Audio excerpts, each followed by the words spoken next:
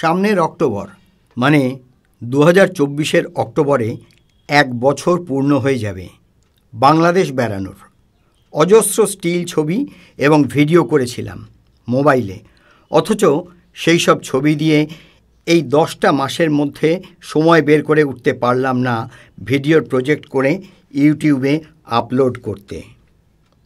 অবশ্য একটা কথা জানাতেই হবে, শুরু নামে একটা প্রজেক্ট শুরু করেছিলাম, কিন্তু আমার নিজের ভুলেই সেই ভিডিও প্রজেক্ট নষ্ট হয়ে গেছে। এখন আবার শুরু করলাম। বাংলাদেশ বেড়ানো মানে তো বাংলাদেশের আয়তন কত, লোকসংখ্যা, পাহাড় আছে কিনা, কতগুলো নদী, কোথায় জামদানি কিনতে পারবো, কক্সবাজারে সমুদ্রের কত কাছে গিয়ে ছবি তুলতে পারবো, শুধু এইসব নয়।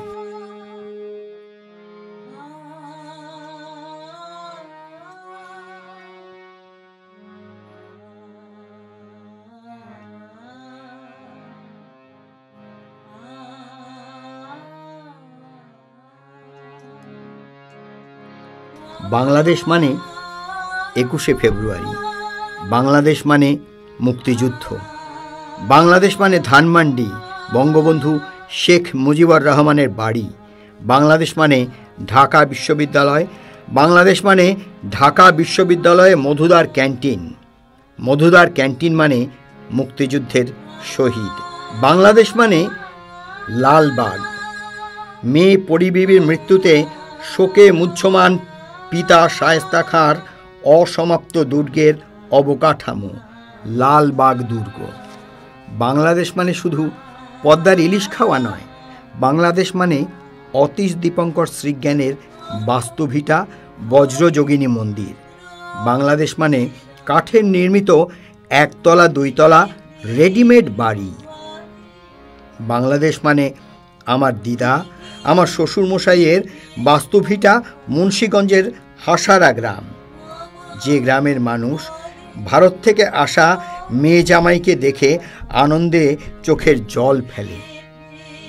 বাংলাদেশ মানে সোনারগাঁ মিউজিয়াম, যেখানে সংরক্ষিত বাংলাদেশের প্রখ্যাত চিত্রকর জয়নাল আবেদিনের অজস্র চিত্র, যেখানে সংরক্ষিত কাঁচের আলমারিতে কাঁথা স্টিচের শাড়ি, যেখানে সংরক্ষিত বঙ্গবন্ধু এবং কবি কাজী নজরুল ইসলামের ঐতিহাসিক স্থির চিত্র। বাংলাদেশ মানে ময়নামতি, যেখানে দেখা যায় মাটিতে খনন চালিয়ে আবিষ্কৃত অজস্র বৌদ্ধ স্তূপের ধ্বংসাবশেষের অবকাঠামো। বাংলাদেশ মানে জাতিতাত্ত্বিক জাদুঘরে সংরক্ষিত মুখর ইতিহাস। বাংলাদেশে আমরা ছেলে মেয়ে সহ 4 জনেই গিয়েছিলাম, কিন্তু স্বার্থপরের মতো ছেলেকে গাড়িতে শাহাবুদ্দিনের কাছে রেখে যত তাড়াতাড়ি সম্ভব ঘুরে এসেছি। বাংলাদেশে লিকার চায়ের ভারী অদ্ভুত নাম, রং চা 10 টাকা আর দুধের চা 20 টাকা। বাংলাদেশ মানে চিটাগাংয়ের ওয়ার সিমেটেরি, যেখানে 755 জনের নামাঙ্কিত শহীদ স্মারক সযত্নে রক্ষিত। বাংলাদেশ মানে মাস্টারদা সূর্য সেনের বাস্তুভিটাকে ছুঁয়ে দেখা, যে বাস্তুভিটার বর্তমান কেয়ারটেকার মোজাম্মেল হক সাহেবের হাতে তুলে দিয়েছিলাম বাংলাদেশ মুক্তিযুদ্ধের 50তম বছর উপলক্ষে আমার লেখা নাটকের বই 8 নম্বর থিয়েটার রোড, কলকাতা। বাংলাদেশ ঘুরতে ঘুরতে খাওয়ার সময় ঠিক থাকতো না। গাড়ি দাঁড় করিয়ে দোকানে বা হোটেলে খেতে যাওয়ার আগে এভাবেই চলতো ছেলেকে আগে খাইয়ে নেওয়া। তখন রাত 7টা, হু হু করে গাড়ি ছুটছে চট্টগ্রামের হোটেল সৈকতে পৌঁছবার জন্যে। মাঝপথে বিকট আওয়াজ করে গাড়ির চাকার টিউব টায়ার গেল পুড়ে। সারিয়ে নিয়ে আবার ছুট, ঘন্টা 1.5-2 নষ্ট হলো। হোটেল সৈকতে পৌঁছলাম বেশ রাতে, কিন্তু জমজমাট বাজার এলাকা চট্টগ্রামের। সেনপল্লীতে মাস্টারদা সূর্য সেনের ভিটের উত্তাপ বুকে নিয়ে আমাদের গাড়ি ছুটল কক্সবাজার। রাত 10:30 নাগাদ পৌঁছলাম হোটেল কল্লোল, কলাতলি বিচের একদম গা ঘেঁষে। সেখানে তখন তারস্বরে লাইভ মিউজিক গান চলছে মাইক বাজিয়ে। গিজগিজ করছে মানুষের ভিড়। পয়সা দিয়ে দেখতে হচ্ছে না অনুষ্ঠান, প্রতিদিন সন্ধেবেলাতে এরকমই চলে এখানে। হোটেল কল্লোলের নিচের অংশে কাসুন্দি রেস্তোরাঁ। ঘরে বসে ভুল বললাম, রুমে বসে ফোনে অর্ডার করে দিলেই খাবার দিয়ে যাবে রুমে। পরদিন সকালে ছেলেকে হুইল চেয়ারে বসিয়ে হাঁটতে হাঁটতে চলে গেলাম বিচে। তারপর শুরু হলো ফটো সেশন, মা, মেয়ে, ছেলে এবং অবশ্যই বাপেরও। কক্সবাজারেই পরদিন সকালে গেলাম মাছের বাজার দেখতে, কিন্তু বাজারে না আছে মাছ, না আছে মানুষ। বছরের একটা নির্দিষ্ট সময় নৌকো বা ট্রলার নিয়ে মাছ ধরতে যাওয়ার সরকারি নিষেধাজ্ঞা থাকে, তাই শুনশান বাজার দেখে ফিরলাম হোটেলে। বিকেলে শাহেদ ভাই নিয়ে গেল ৩৯ কিলোমিটার দূরের একটা সুন্দর সি বিচে, নাম ইনানি। টেকনাফ যাবার রাস্তা ধরে যেতে হয়। একদিকে পাহাড়, অন্য পাশে সমুদ্র, বিস্তৃত সমুদ্রের চড়া। রাস্তাটা ফাঁকা, শুনশান, ভারী সুন্দর রাস্তা। বাংলাদেশ মানে নৈসর্গিক সৌন্দর্যের মন মাতাল করা বিরিশিরি। আমাদের থাকবার জায়গাটাও চমৎকার।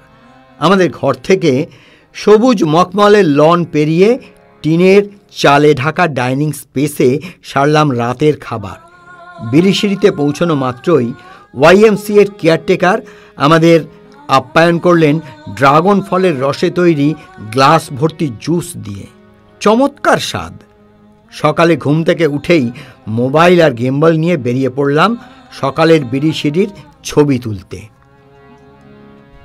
সেই বিরিশিরিতেই গাড়ির টায়ারে রং করে মোটা মোটা দড়ি দিয়ে বেঁধে দোলনা করে দেয়া হয়েছে। না দুলে থাকতে পারলাম না কিছুতেই। এই যে দেখছেন স্থাপনাটি, এই স্থাপনাটির একটি ঘরেই আমরা রাত কাটালাম। আঁকা ছবিকে হার মানিয়ে দেবে, কিছুতেই আসতে ইচ্ছে করছিল না। সোমেশ্বরী নদীর থেকেই ট্রাকের পর ট্রাক বালি ভর্তি হয়ে চালান হয়ে যায় অন্য কোথাও। এইটাও ওই বিরিশিরির একদম গা ঘেঁষা অঞ্চল। নদীর অপর পারে দূরে যে পাহাড় দেখা যাচ্ছে, সেই পাহাড় ভারতের, মেঘালয়ের।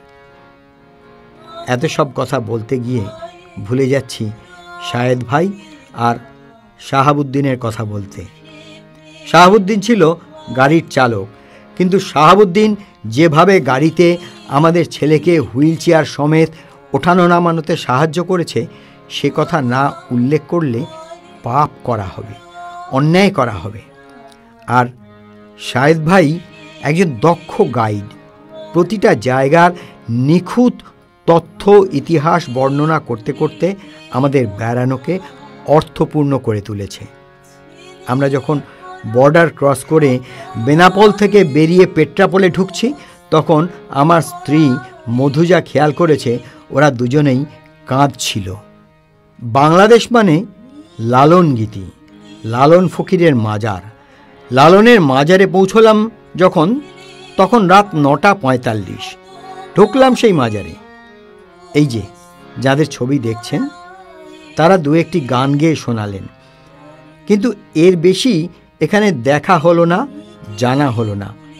অপূর্ণতা থেকেই গেল। ঢুকে পড়েছি যশোরে। ঢাকাতে উদিচির ঘরে যেয়ে উঠতে পারিনি। যশোরে যে হোটেলে ছিলাম তার সামনেই বাতিল হয়ে যাওয়া জরাজীর্ণ বাংলাদেশ উদিচি শিল্পী গোষ্ঠীর ঘর দেখতে পেলাম। আর এই ঘর খুঁজে বের করেছে আমাদের শাহেদ ভাই। উদিচি সম্পর্কে আমাদের প্রবল আগ্রহের কথাটা শাহেদ ভাই জানত। লালন ফকিরের মাজারে লালন গীতি না শুনতে পাওয়া, বাউল গান না শুনতে পাওয়ার অপূর্ণতা নিয়েই আমরা পৌঁছলাম কুঠিবাড়ি। আর কুঠিবাড়ি মানেই তো রবীন্দ্রনাথ, আর রবীন্দ্রনাথ মানে আমার সোনার বাংলা। সেই সোনার বাংলার কুঠিবাড়িতে দেখতে লাগলাম গণপ্রজাতন্ত্রী বাংলাদেশ সরকার কি পরম যত্নে আগলে রেখেছে রবীন্দ্রনাথের ব্যবহৃত খাট, খাজনা আদায়ের টেবিল, লোহার সিন্দুক, আঁকা ছবি, সব সব কিছু। মনের অবচেতনে গুনগুন করে উঠল, আমার সোনার বাংলা, আমি তোমায় ভালোবাসি। রাস্তায় চায়ের বিরতি। এই যে দোকানটা দেখছেন, এইখানে চা খেতে বসলাম। দোকানের ভেতরে বাংলাদেশের নাম না জানা শিল্পীর রবীন্দ্রসঙ্গীত বাজছে। টিভিতে আমাদের খাবারের বিরতি নিয়ে আমরা সোজা চলে এলাম মুজিবনগরে। এই মুজিবনগরের আমবাগানেই তৈরি হয়েছিল অস্থায়ী মুজিবনগর সরকার।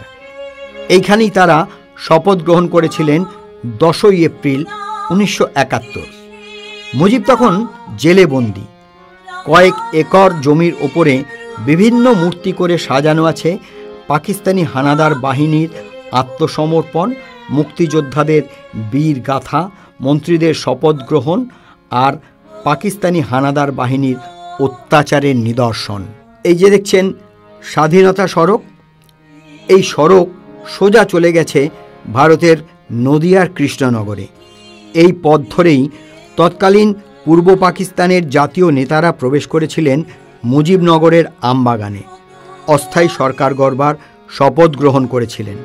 তাই এই রাস্তার নাম স্বাধীনতার সড়ক।